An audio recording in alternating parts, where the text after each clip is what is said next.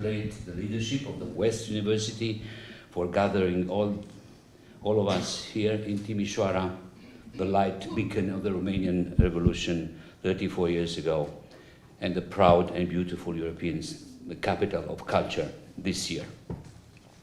This is my first visit to the city that symbolizes the fight for freedom in Romania since December last year, when the West University of Timișoara has awarded the title of Doctor Honoris Causa Beneficiorum Publicorum to the director of the Diplomatic Academy in Vienna, Ambassador Emil Hurezeanu. On that occasion, we presented to the academic public the translation in Romanian of the volume Mittel-Europa Revisited, Why the Future of Europe Will Be Decided in Central Europe, by Emil Hurezeanu, and the former Vice-Chancellor, late Erhard Busek, with a foreword written for the Romanian edition by myself. One cannot speak about Central Europe without touching upon the strategic relevance of the Danube. The Danube is a space of shared civilization and culture, stretching from the Black Forest in southern Germany all the way to the Delta in Romania and opening up into the Black Sea. It brings countries, spaces, regions, and people together.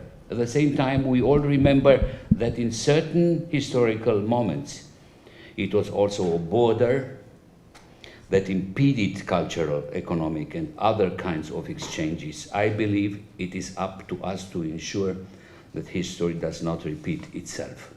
Dear Martin, I'm happy to sit with you in this panel.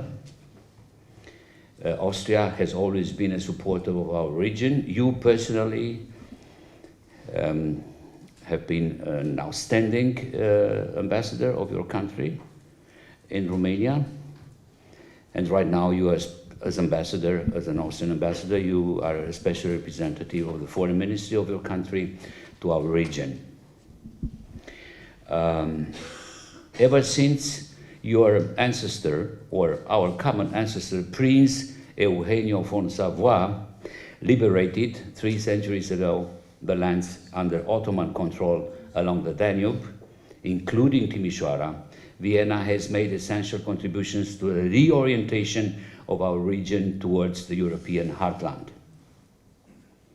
In our bilateral relation, the Danube has not only defined the space around it, but also played a role of a highway, if we want improperly to call it like this, ensuring not only the movement of people and goods, but also contributing to the fluidity of ideas and the regional development incentives.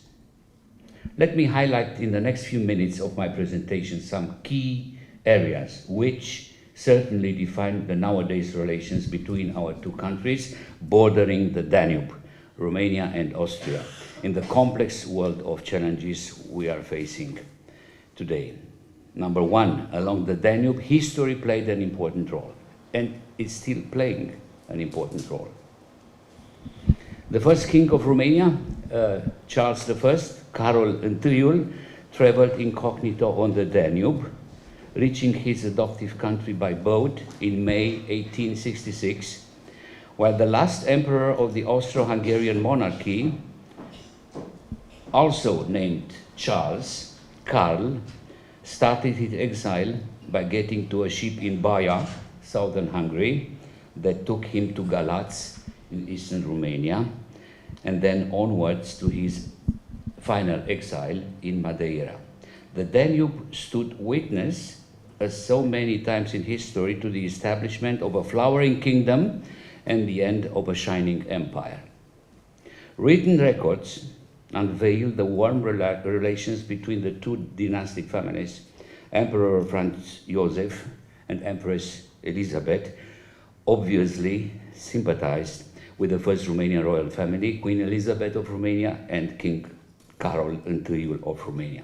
There are photos and testimonies of their meeting in Sinaia, former summer residence of the Romanian royal family, and in the Hofburg residence of the Habsburg family, which hosts today the presidential palace. Poetry also united the two families, since both Queen Elizabeth of Romania known under the pseudonym Carmen Silva, and the Empress Elizabeth Sisi shared the same passion for writing and thus bound by a special literary friendship. In 1909, the heir of the Austrian-Hungarian throne, Archduke Franz Ferdinand, and his wife Countess Sophie Kotek, whose marriage was never formally accepted by the Austrian imperial protocol, were invited to Sinaia. While Franz Ferdinand and his wife always appeared separately in public in Austria, in Sinaia they were received as an imperial couple, as such, and looked after with great affection. The heir of the throne, to the throne, Franz Ferdinand, was a friend of the Romanians, and his advisors in the famous shadow cabinet included eminent Romanian patriots like Iuliu Maniu and Alexandra Vaida-Voevod, both of them becoming prime ministers after the First World War in the Greater Romania.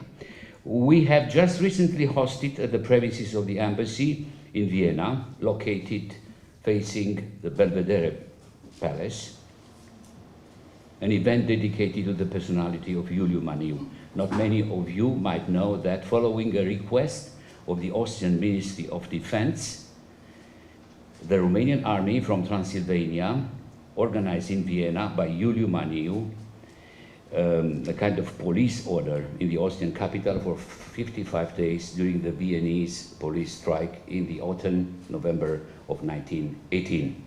Franz Ferdinand's shadow cabinet, the so-called Belvedere Atelier government, also included, among others, the great European publicist Aurel C. Popovici, whose book, Die Vereinigten Staaten von Großösterreich, the United States of Greater Austria, published in German in Leipzig in 1906, illustrated a series of democratic reforms of the Austrian Empire in the years before the First World War. In 1977, on the occasion of the 60th anniversary of his death, Otto von Habsburg, the son of the last Austrian emperor, who also bore the name Karl, just like the first Romanian king, delivered a speech in his honor in Geneva and unveiled a monument commemorating Aurel Popovici's work.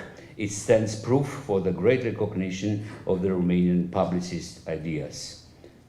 In the near future, we are planning to launch a special volume with the prestigious Springer Publishing House that highlights speeches by Transylvanian, Romanian, and Saxon deputies, George Bariciu, Orthodox Metropolitan Andrei Shaguna, the Lutheran Bishop Georg Daniel Teutsch, Josef Andreas Zimmermann, and others in the Vienna Parliament from the period of relative liberalism during the mid-19th century and the first part of the 60s in the 19th century. This book is an honest mirror of that period and a faithful record of Romanian national empowerment in Transylvania under Habsburg rule. 35 political representatives of Transylvania, primarily Romanians and Saxons, because the Hungarians and the Croats did choose to represent their communities in the Budapest Parliament and not in Vienna's. That's why we're talking only about this Romanian and Saxons who accepted or have been elected directly or appointed directly by the Austrian Emperor in the Vienna Parliament. The issues that were debated, economy, railways, taxation, fiscal matters, loyalty, schools and religion, denote competence against the background of unshakable opposition, but also the renewed confidence of a nation seeking and, in some cases, finding recognition of its long-denied historic rights. The book is compiled by two well-known experts, Stefan Sorin Mureșan, a direct descendant of George Bariciu, and the Austrian Günther Schäfbeck, who is the wissenschaftlicher Leiter des österreichischen Archivs. It reveals a novel Romanian-Austrian approach in which, for the first time, archival documents regarding the parliamentary activities of non-Austrian MEPs come onto the surface. As you can see from the few examples I just named from our common history, famous Romanians have carried out their activities in Vienna, contributing thereby to the development of political ideas, but also to a diverse, vibrant cultural scene in the center of Europe. 5 former prime ministers of Romania, not starting with Titu Maiorescu, who was also a famous alumnus of the academic gymnasium in Vienna and of Hurezeanu, as well as diplomats and 4 of the most Romanian philosophers and poets, starting with Eminescu, Blaga, Tudor-Vianu, and so on, renowned musicians such as Porumbescu and George Enescu, who were pupils at the School of Music in Vienna. Nowadays, one cannot imagine the Austrian classical music scene without Romanian artists. The radiance of this extensive cultural heritage can still be felt in many cities in Romania nowadays. Timișoara, the current European Capital of Culture 2023, traditionally represent an exciting bridge between our 2 nations. Number 2, throughout the decades, the Danube had witnessed a vivid cultural and academic exchange, and its space is an important cultural heritage. This stands proof of the fact that culture has the potential to unveil the common grounds and bring societies closer in times of change, like the one we are living in. This acknowledgement was one of the main triggers and results of the project's New Together, an Austrian contribution for the European Capital of Culture, Timișoara 2023, developed by the Austrian Cultural Forum Bucharest over the last 4 years, with the aim of bringing Romanian and Austrian artists together, with the main focus on Timișoara, a multicultural, interconfessional city that represents, together with Oradea, the southeastern anchor of the Austrian Art Nouveau, Jugendstil influences, among others. At the head of the section for cultural foreign relations in the Austrian Ministry of Foreign Affairs, a position, by the way, occupied in his time by Martin, Ambassador Dr. Christoph Thun-Hohenstein, old aristocracy, recently emphasized at the event dedicated to this project in Vienna, and now I am quoting, art and culture should work towards avoiding fragmentation and highlighting common values, even if political actions might currently undermine this endeavor. End quote. Academic exchanges have always been at the heart of development, and I'm sure they will continue to represent the driving force for innovation and changes like they did over centuries. The fact that after 40 years you all are here in this very place today, sharing knowledge and exchanging best practices, reflects the idiom where there is a will, there is a way. I'm confident that politicians will also come to this conclusion in the end, both in Austria and Romania. Nowadays, thousands of young Romanians are studying in Vienna and other Austrian universities, and we hope that while the young generation continues to rediscover the Eastern Europe, Romania will be more and more attractive to young Austrian students. For 15 years already, the University of Vienna hosts a lectureship of Romanian language within the Institute of Romanistic, while Austrian libraries have been set up in major Romanian university centers, Timișoara being, of course, one of them. As we frame our gathering today through the lens of anniversaries, this year it was the turn of the Austrian Library in Cluj-Napoca to celebrate 20 years since its establishment. On this occasion, a 6-volume synthesis of the monumental work Die Habsburger Monarchie 1848-1918, published, edited by the Commission for the History of Austro-Hungarian Monarchy of the Austrian Academy of Sciences, has been published under the aegis of the Romanian Academy, the Special Center for Researches in Sibiu, by your former colleague, Professor Gref, former Vice Rector of the University Babeș-Bolyai, And it will be launched within the coming weeks in Oradea, Arad, Timișoara, and of course Klausenburg. Cluj, united in diversity, the motto of the EU could not be more actual than nowadays, and reminds us the long way we have undergone to be part of a most successful peace project in the history. Let me recall at this point the excellent coordination between Romania and Austria a few years ago, back in 2018-2019, when Romania exercised its first mandate at the helm of the European Union, successfully succeeding the third Austrian presidency of the Council of the EU. Back then, the two rotating EU Council presidencies managed to conclude important European files ahead of the European parliamentary elections in May 2019, with a view of strengthening the EU, our common area of freedom, security and justice, without internal border controls. Sorry to underline Martin. As stated in Article 67 of the EU Treaty, Romania's mandate stood under the motto, cohesion, a common European value. If we look back at the political declaration over the last few years, with so many crises arising at EU and international level, I guess we could say that cohesion, unity, and solidarity definitively prevail.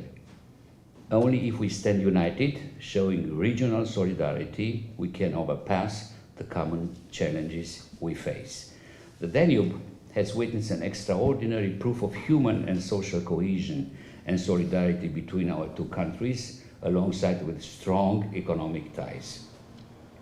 When at the beginning of the COVID pandemics, Austria asked for our support to make travel conditions for carriers more flexible, Romania immediately followed up, being aware of the utmost importance of the Romanian home carriers in upholding a proper functioning of the Austrian society as a whole. I mean, îngrijitoarele românce care cu zecile de mii au sfidat legile COVID-ului, venind, răspunzând invitații oficiale a Austriei și venind să îngrijească vârstnici austrieci. To be more clear, Romania, at its turn, cannot forget the support of the Austrian authorities demonstrated on several occasions, starting with the Revolution's Day in 1989. The Austrians were among the first Europeans helping the Romanians in those days. For instance, the last example, Austria took over patients with serious burns from Romanian hospitals. That was in August this year. Despite all challenges we might face, social solidarity certainly represents an important asset of our bilateral relations, alongside with a human dimension. Romanian citizens nowadays form the second largest group of foreigners in Austria, from a EU country, after the Germans. And especially during the pandemic, it became clear to everyone how important the role of Romanian workers is for the Austrian economy and society as a whole. A new Romanian Consulate General has started its activity in Salzburg, a step which will contribute to closer economic and cultural exchange projects in the future. Austria is one of the most important investors in our country, active in strategic sectors such as energy, finance, industry, construction, or agriculture, and has made a significant contribution to the development of the Romanian economy, at the same time strengthening Austria as a business location and the economic resilience of the entire domestic market. In this spirit of fostering economic and social convergence in the region, Romania and Austria have launched 12 years ago a joint initiative regarding a regional cooperation framework in Europe, the EU Strategy for the Danube region. The political vision regarding the Danube cooperation was based on shared views about the future of Europe, the relevance of the Danube strategy, derived not only from the geographical importance of the Danube River, but also from its potential to foster economic and social convergence and cooperation between partners which share the same values. The EU strategy promises the sole European macro region through which we open up towards the countries in an area that aspires to become part of the EU. The EU Danube strategy can continue playing an important role in supporting the riparian states, and we look forward to the Austrian presidency of the EU SDR that will start within some weeks on the 1st of November 2023.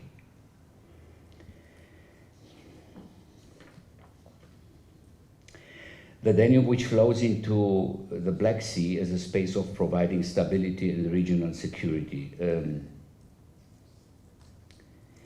As an observer of the current stage of our bilateral relation, one cannot refrain asking where we are heading at the moment, if it might seem that we have lost the ambition to accomplish objectives in international affairs together. Nowadays, there is war in our immediate neighborhood and bloodshed in the Middle East. Solidarity must be the order of the day. The concrete images of solidarity translated into action are the solidarity corridors. Today, these solidarity corridors act as a lifeline for Ukraine, an important trade artery for grain transport towards the EU, but which we see as British for the European rapprochement between Kyiv and Chisinau with a view to tomorrow. Romania has the longest EU and NATO border with Ukraine and is an anchor of stability at the Black Sea, and our efforts are focused on the current security challenge and its possible spillover effects, both in terms of hard and soft security risks. Times like this strengthen us in the basic belief that belonging to a cohesive and solidarity-based community of values is the highest good and at the same time the only suitable framework. We have made our significant contribution to this by 15 September this year, 27 million tons of grains and derived products destined for third countries have transited our country. And Romania will continue to be a pillar of the upholding the rule of law and the provider of security and democracy in the region, especially when we think about the European perspective of Ukraine, the Republic of Moldova, and the Western Balkans. We often hear recently about the Austrian initiative of the Friends of the Western Balkan.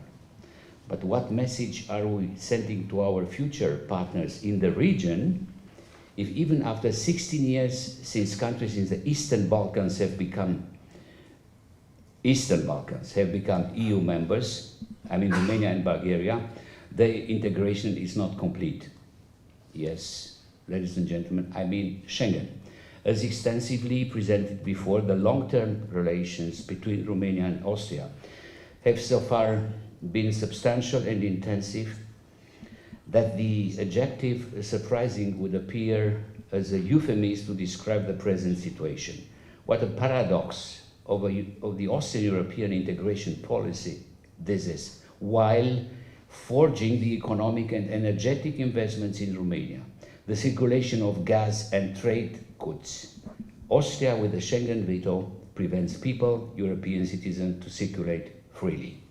It shows that apparently in Europe and in the Romanian-Austrian relations, we do not always have clear skies and stern wind. But we are confident that the clouds that lie behind the unjustified delay of our Schengen accession will soon be cleared.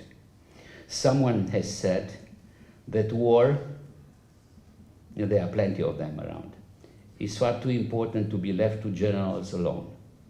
But the European spirit, alongside with the solid foundation of Romanian-Austrian relations, are also far too important to be left in the sole hands of a few political actors. The European spirit I referred to is also the spirit of Sibiu, my hometown, where back on the 9th of May 2019, EU heads of state and government have signed a declaration pleading themselves to one Europe united through thick and thin, where we will always look for joint solutions, listening to each other in a spirit of understanding and respect, while upholding the principle of fairness.